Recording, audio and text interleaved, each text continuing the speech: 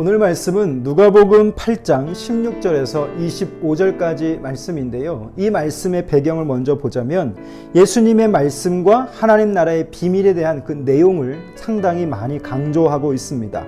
먼저 16절부터 18절 말씀에는 등불의 비유를 말씀하고 계시고요.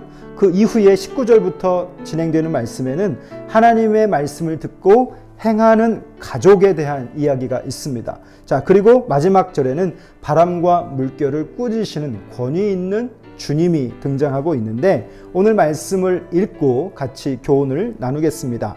누구든지 등불을 켜서 그릇으로 덮거나 평상 아래에 두지 아니하고 등경 위에 두나니 이는 들어가는 자들로 그 빛을 보게 하려 함이라.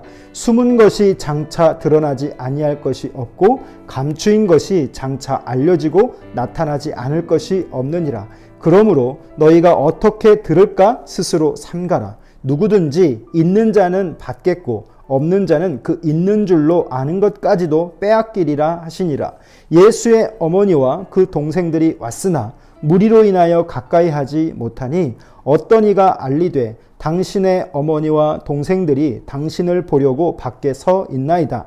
예수께서 대답하여 이르시되 내 어머니와 내 동생들은 곧 하나님의 말씀을 듣고 행하는 이 사람들이라 하시니라. 하루는 제자들과 함께 배에 오르사 그들에게 이르시되 호수 저편으로 건너가자 하시매 이에 떠나 행선할 때에 예수께서 잠이 드셨더니 마침 광풍이 호수로 내리침에 배에 물이 가득하게 되어 위태한지라. 제자들이 나와 깨어 이르되 주여 주여 우리가 죽겠나이다 한데 예수께서 잠을 깨사 바람과 물결을 꾸짖으시니 이에 그쳐 잔잔하여지더라.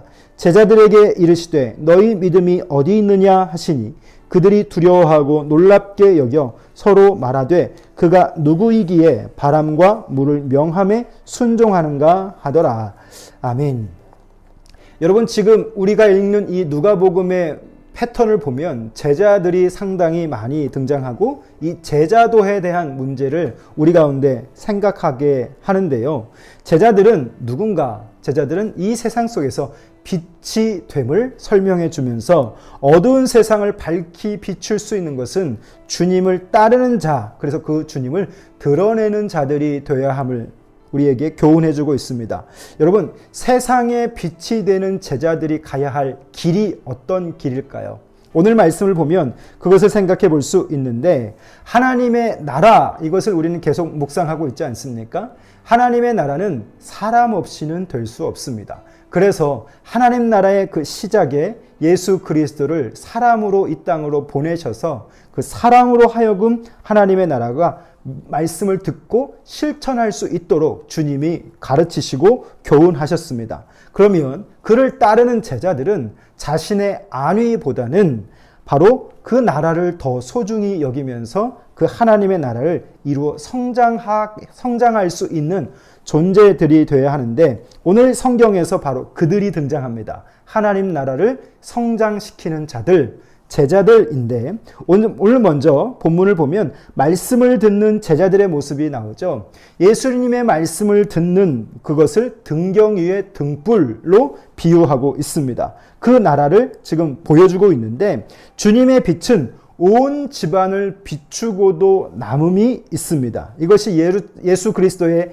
가르침이고 그분의 행하시는 사역들이고요. 또 나중에는 십자가 그리고 부활까지 연결이 되어지는데 하나님의 나라는 지금도 이 어두운 세상 속에서 밝히 누군가에 의해서 비춰지고 있는 줄 믿습니다. 자, 그러면 우리가 그런 세상에서 어떤 고민을 하고 살아가는가?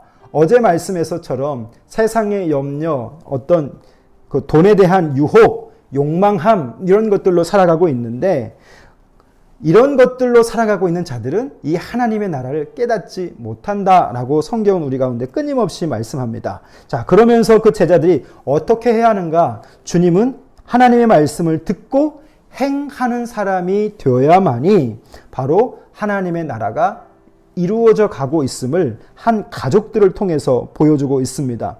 자, 그리고 마지막에 거센 풍랑이 있는 현장으로 우리를 초대합니다. 거기에 있는 제자들, 두려움에 있는 자들, 즉 현실에 당면하는 그 삶의 문제에 매몰되어서 아무것도 발견해내지 못하는 어리석은 것 같은 모습을 보여주고 있습니다.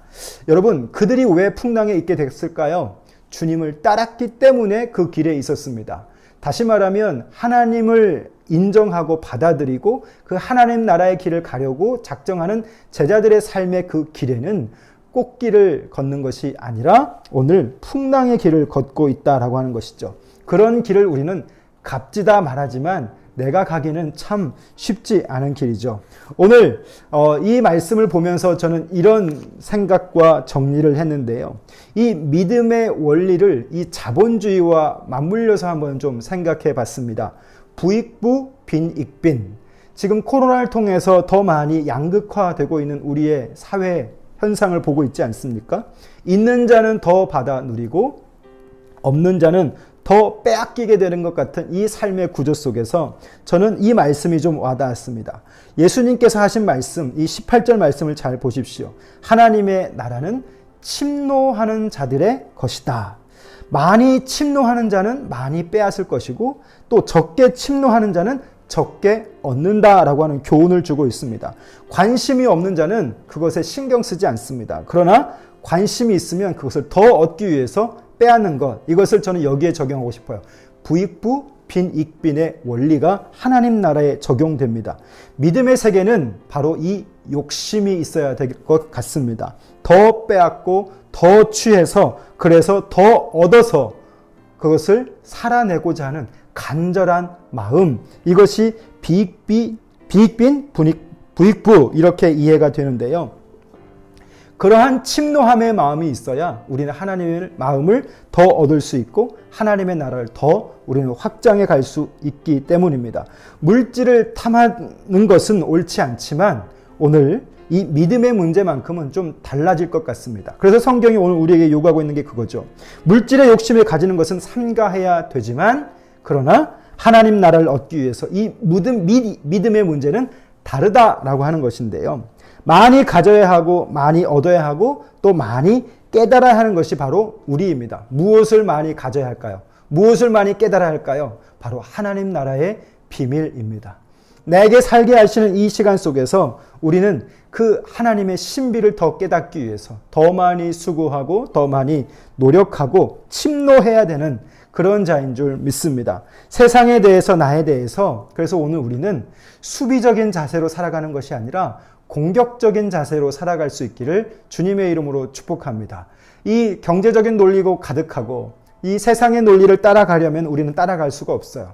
그런 가운데서 어떻게 우리는 이 하나님 나라를 유지하고 또 확장해 갈 수 있을까요? 수비적인 자세로 이 세상을 우리는 살아갈 수 없을 겁니다. 그래서 오늘 저는 이런 생각을 했어요. 세상에 대해서 또 나의 환경에 대해서 수비적인 그런 자세가 아니라 공격적인 자세로 하나님 나라를 살 수 있는 침노하는 마음, 그것을 달라고 기도하는데요. 왜냐하면 우리의 시간 속에서 지금 파도처럼 밀려오는 많은 유혹의 문제들, 또 신앙적 어려움들, 이것을 문제 해결만에 위한 그런 믿음의 문제가 아니라 하나님 나라를 위한 믿음이어야 한다면 결국 우리는 하나님 나라를 누리되 더 많이 누리고 더 풍성히 누려야 할 텐데 그것을 위해서는 이 적극적 신앙의 자세가 필요하다라고 하는 것입니다. 오늘 이 갈릴리 호수의 현장이 바로 그런 것이죠. 광풍을 만납니다. 파도가 그들 앞에서 일고 있습니다. 두렵습니다. 그런데 예수님이 말씀 한마디로 바람과 물결을 꾸짖으시며 권능의 상징을 우리 가운데 보여주고 있습니다. 그러면서 그 주님이 두려워하고 있는 제자의 길을 가면서 풍랑을 만난 그들에게 질문하십니다. 25절 말씀, 너희 믿음이 어디 있느냐라고 질문하고 계십니다. 바람과 물결, 광풍이 휘젓는 그 세상의 환경 한가운데서 이 광야 같은 현장을 살아가는 우리에게 예수님이 말씀하신다면 모든 것이 해결되고 모든 것이 조용해질 것을 우리가 믿는 믿음이 있는데 그 말씀에 그런 능력이 있음을 우리는 인정하지만 내가 살아가는 삶의 환경에서 이는 그 작은 풍랑에도 우리는 예수님을 잊어버리고 살 때가 얼마나 많이 있습니까? 그런 우리에게 오늘 말씀은 질문하고 있습니다. 너희 믿음이 어디 있느냐? 여러분의 믿음이 오늘 여러분의 환경에서 어디에 있습니까? 오늘 주님이 우리에게 말씀하시는 것이죠. 여러분, 이 질문은요, 물음일까요? 질책일까요? 한번 생각해 보시기를 바랍니다. 오늘 이 주님이 말씀하시는 이 말씀은 권고나 충고가 아니라 따끔하게 나무라고 계십니다. 너희 믿음이 어디 있느냐? 이 말을 믿는다고 하는 말이 거짓이 아니냐라고 주님은 지금 말씀하고 있는 것이죠. 도대체 너는 지금 뭘 믿는다고 말하고 있느냐? 내 삶에 일어나는 그 풍랑을 보면서 두려워하고 불안해하는 우리에게 오늘 주님은 따끔하게 나무라고 계십니다. 이 말씀으로 오늘 여러분 저를 질책했는데 여러분도 이 말씀으로 여러분 스스로를 질책해 보실 수 있기를 바라요. 도대체 네가 믿는다는 것이 무엇이냐? 라고 하는 것입니다. 내가 이런 문제 하나하나 해결하지 못할 그런 존재인 것이냐? 그게 믿음이냐? 라고 하는 것인데요. 그래서 오늘 저는 두 손을 모읍니다.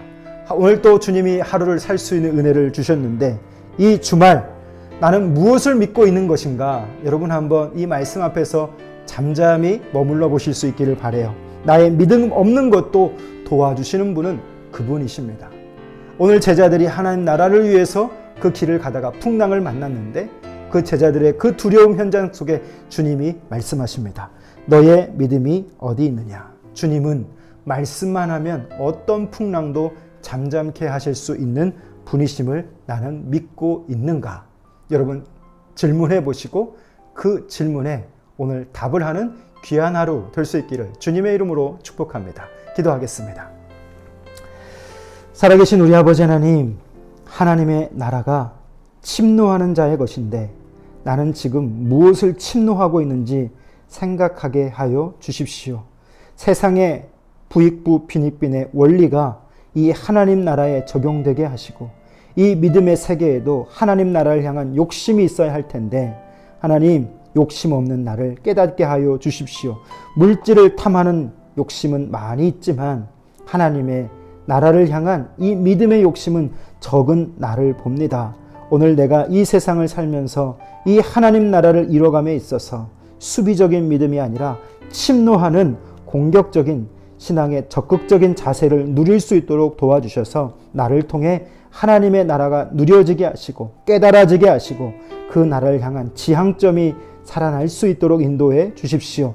풍랑이는 바다를 보면서 두려워하고 있는 제자들을 향해 주님이 질문하셨는데 하나님 오늘 이 질문이 내 삶에 던져지는 질책인 줄 압니다. 나는 지금 무엇을 믿고 있는지, 나는 지금 무엇을 믿는다라고 말하고 있는지 점검하게 하시고 의심하는 내가 돌아서게 하시며 광풍과 바람도 물결도 잔잔하게 할 수 있는 분이 주님의 말씀하심임을 기억하고 오늘 그 말씀하신 하나님을 듣고 깨닫는, 그래서 믿음을 더하는 하루 되게 해 주십시오. 예수님 이름으로 기도합니다. 아멘. 여러분 주말입니다. 여러분의 주말, 주를 준비하는 날 되실 수 있기를 바라고 여러분이 주님 앞에서 살펴지는 귀한 시간 될 수 있기를 주님의 이름으로 축복합니다. 감사합니다.